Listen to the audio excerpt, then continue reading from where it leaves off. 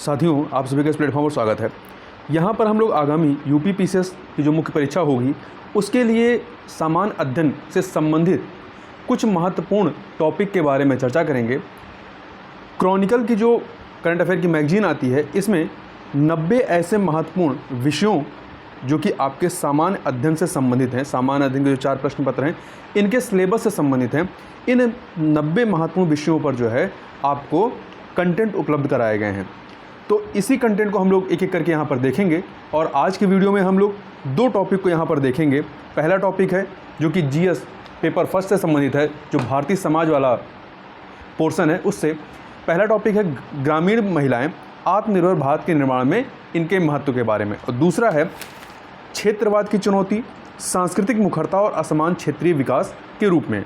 मतलब क्षेत्रवाद की चुनौती के संबंध जो 2 महत्वपूर्ण चुनौतियां हैं, सांस्कृतिक मुखरता और असमान क्षेत्रीय विकास, इनके संबंध में यहाँ पर बात करेंगे।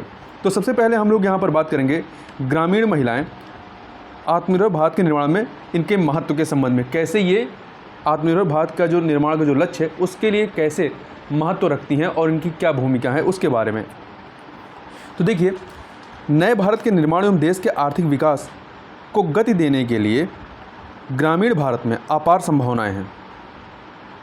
ग्रामीण क्षेत्र की महिलाओं की भलाई को बढ़ावा देने के लिए विभिन्न लक्षित योजनाएं प्रारंभ की गई हैं, जो शिक्षा, क्षमता निर्माण, कौशल विकास, स्वास्थ्य सुविधाओं और विविध आजीविका के अवसरों तक पहुंच को आसान बनाती हैं। ग्रामीण महिलाओं का सशक्तिकरण आत्मनिर्भर भारत के सपने को साकार करने के लिए आवश्यक है। इन उपायों ने जो उपाय अपनाए गए हैं यहाँ पर, इनकी शिक्षा, क्षमता निर्माण, कौशल विकास, स्वास्थ्य सुविधाओं और विविध आजीविका के अवसरों तक पहुंच को आसान बनाने के लिए, तो इन उपायों ने इस प्रकार का ग्रामीण पारिस्थितिकी तंत्र विकसित किया है जो महिलाओं के सामाजिक आर्थिक सशक्तिकरण में सहायक है। 2018-19 में ग्रामीण और शहरी क्षेत्रों में महिला श्रम शक्ति भागीदारी, फीमेल लेबर फोर्सेस पार्टिसिपेशन दर जो है ग्रामीण क्षेत्रों में यह 19.7% थी और शहरी क्षेत्रों में 16.1% थी। तो ग्रामीण क्षेत्रों में महिला श्रम शक्ति भागीदारी अधिक है। क्यों अधिक है? क्योंकि ग्रामीण समुदायों में कृषि और संबद्ध क्षेत्र सभी आर्थिक रूप से सक्रिय ग्रामीण महिलाओं में से 80% के लिए आजीविका का प्राथमिक स्रोत हैं। यहाँ पर अधिकांश महिलाएं जो हैं कृषि और संबद्ध क्षेत्र में से संबद्ध हैं और उनमें से 33% कृषि श्रम बल एग्रीकल्चर लेबर फोर्स के रूप में है और 48% जो है वह स्वनियोजित किसान हैं। मतलब इसमें 33% जो है वो लेबर फोर्स के रूप में, एग्रीकल्चर लेबर फोर्स के रूप में, मजदूर के रूप में कार्य करते हैं। अब बात करते हैं कि आत्मनिर्भरता से संबंधित जो चुनौतियां हैं, मतलब ग्रामीण महिलाओं की आत्मनिर्भरता के संबंध में जो चुनौतियां, उन चुनौतियों की बात कर लेते हैं। तो पहली चुनौती है निम्न साक्षरता दर। वर्तमान भारत के ग्रामीण क्षेत्रों में महिलाओं की शिक्षा का स्तर काफ़ी निम्न है। इसका एक यह परिणाम होता है कि महिलाओं की विकासात्मक गतिविधियों में निराशाजनक भागीदारी होती है। आप यहाँ पर जो है ग्रामीण क्षेत्रों में जो महिलाओं का एजुकेशन मतलब या शिक्षा का साक्षरता का जो परसेंटेज है उसको भी यदि आपको याद है तो आप लिख सकते हैं। देखिए, इसका एक परिणाम होता है कि महिलाओं की विकासात्मक गतिविधियों में निराशाजनक भागीदारी होती है। दूसरा पॉइंट है ग्रामीण महिलाओं पर बोझ। देखिए, ग्रामीण महिलाएं कई सारा काम करती हैं, जैसे घर संभालना, खेती करना और बच्चों का पालन पोषण करना सभी महिलाओं की जिम्मेदारी है। इनके ऊपर बढ़े हुए जिम्मेदारी के बोझ के कारण कौशल उन्नयन के लिए समय इनके पास नहीं बच पाता। मतलब ये अपने कौशल विकास के लिए कुछ कर पाएँ, इसके लिए इनके पास वक्त नहीं हो पाता है। तीसरा क्या है? वेतन असमानता। भारत सहित वैश्विक स्तर पर पुरुषों और महिलाओं के वेतन में व्यापक असमानता है। यह स्थिति ग्रामीण भारत में भी महिलाओं के वेतन के संबंध में देखने को मिलता है। समान अवधि के लिए समान स्तर का कार्य करने के लिए महिलाओं को कम वेतन दिया जाता है, तो ये भी एक चुनौती है।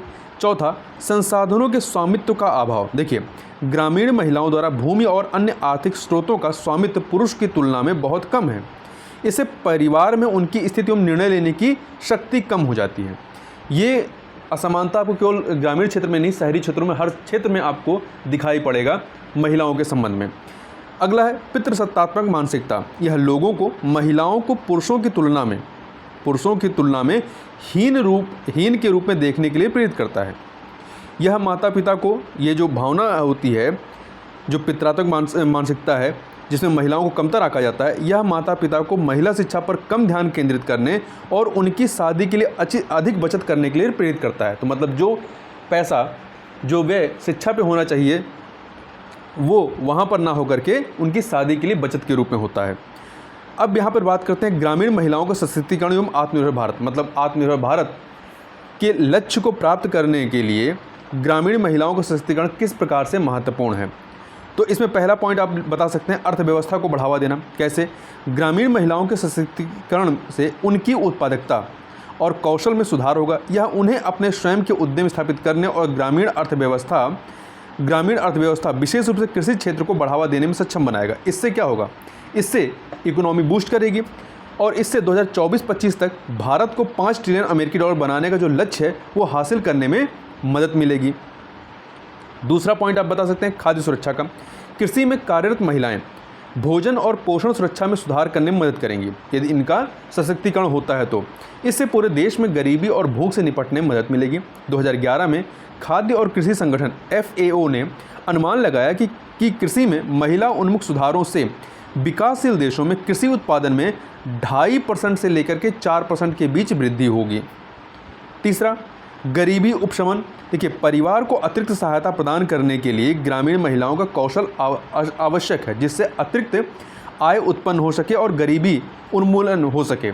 चूँकि जिस प्रकार से चीज़ें बढ़ रही हैं तो वहाँ पर क्या है कि इनकम के सोर्स अधिक होंगे तो आपका जीवन स्तर भी उतना ही ऊंचा होगा। तो इसके लिए अतिरिक्त इनकम के लिए क्या करना पड़ेगा? अतिरिक्त व्यक्तियों को मतलब अन्य व्यक्तियों को भी इनकम अर्न करना पड़ेगा। तो यहाँ पर यही है कि यदि ग्रामीण महिलाओं का कौशल विकास किया जाएगा तो वो अतिरिक्त आय जनरेट करने में मदद कर पाएंगी। नीति आयोग की बहुआयामी गरीबी रिपोर्ट से पता चलता है कि 2015-16 में देश में जनसंख्या का 25.01% बहुआयामी गरीबी से ग्रस्त थे। हालांकि ग्रामीण क्षेत्रों में यह परसेंटेज जो है अधिक है। गरीबी अनुपात 32.75% था। अगला, जनसांख्यिकी लाभांश। संयुक्त राष्ट्र के हालिया अनुमानों के अनुसार भारत दुनिया के सबसे युवा देशों में से एक है, जिसकी औसत आयु लगभग 29 वर्ष है। जनसांख्यिकी लाभांश की इस विशेषता का उपयोग करने के लिए आवश्यक है कि ग्रामीण महिलाओं को वास्तव में सशक्त बनाया जाए। मतलब यदि उनको इस जनसांख्यिकी लाभांश में यदि शामिल नहीं किया जाएगा तो हम आत्मनिर्भर भारत का जो हमारा लक्ष्य है उसको पूर्ण नहीं कर पाएंगे। तो ये एक टॉपिक था। अगला टॉपिक है क्षेत्रवाद की चुनौती, सांस्कृतिक मुखरता और असमान क्षेत्रीय विकास। मतलब क्षेत्रवाद की जो चुनौती है मुख्य रूप से दो, एक सांस्कृतिक मुखरता मतलब जिसकी वजह से क्षेत्रवाद जन्म लेता है, एक है सांस्कृतिक मुखरता और दूसरा असमान क्षेत्रीय विकास। इन दो पॉइंट के बारे में यहाँ पर बात करेंगे। तो देखिए, पहले क्षेत्रवाद समझ लें। क्षेत्रवाद एक ऐसी विचारधारा है और राजनीतिक आंदोलन है जो एक क्षेत्र विशेष के राजनीतिक, सांस्कृतिक, आर्थिक और वैचारिक हितों को सर्वोपरि मानता है। इस क्षेत्र विशेष के व्यक्ति धार्मिक, आर्थिक, सामाजिक या सांस्कृतिक पहचान के प्रति अधिक मुखर हो सकते हैं। भारत में क्षेत्रवाद के लिए कई कारक उत्तरदायी हैं, जिनमें पृथक भाषा, अलग भौगोलिक पहचान, निर्जातीय पहचान, असमान विकास आदि प्रमुख हैं। भारत में क्षेत्रवाद की अभिव्यक्ति पृथक राज्य की मांग या विशेष राज्य की मांग आदि के रूप में अभिव्यक्त होती है।